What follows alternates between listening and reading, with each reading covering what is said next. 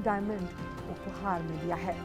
प्रधानमंत्री ने अमेरिकी राष्ट्रपति जो बाइडेन को एक विशेष चंदन का डिब्बा भी भेंट किया, जिसे जयपुर के एक मास्टर शिल्पकार द्वारा हस्त निर्मित किया गया है। इस पर मैसूर से प्राप्त चंदन में जटिल रूप से नक्काशीदार वनस्पतियों और जीवों का पैटर्न बना हुआ है। तो राष्ट्रपति जो बाइडेन को प्रधानमंत्री ने विशेष चंदन का डिब्बा भेंट किया है और जो फर्स्ट लेडी हैं उन्हें 7.5 कैरेट का ग्रीन डायमंड दिया है।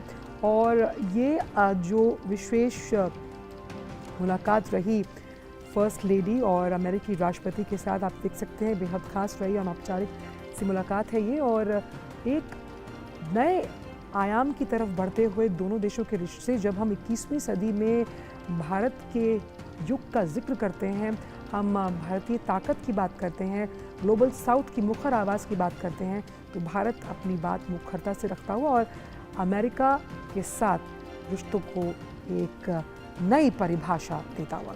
बिल्कुल, काफ़ी महत्वपूर्ण ये मुलाकात रही है अभी इस वक्त की, और इसके बाद काफ़ी महत्वपूर्ण अब कार्यक्रम होने हैं। जो आधिकारिक बातचीत है दोनों राष्ट्राध्यक्षों के बीच में, प्रधानमंत्री नरेंद्र मोदी और अमेरिकी राष्ट्रपति जो बाइडेन के बीच में प्रतिनिधि मंडल स्तर की, वो आज शाम को, यानी कि वहाँ के अनुसार वो कल आज वो बातचीत होगी। उसके अलावा संसद के संयुक्त सत्र को, अमेरिकी संसद के संयुक्त सत्र को भी प्रधानमंत्री मोदी वहाँ पर संबोधित करेंगे। साथ ही साथ अमेरिकी राष्ट्रपति जो बाइडेन की ओर से उनके राजकीय सम्मान में भोज भी वहाँ पर दिया जाएगा। तो अगर ये कहा जाए कि भारत और अमेरिका के जो आपसी संबंध हैं वो लगातार मजबूत हो रहे हैं, और इन संबंधों में एक दूसरे को किस तरह से दोनों देश आगे ले जा सकते हैं, उस संबंध में जो महत्वपूर्ण बातचीत होगी वो अब आज होगी।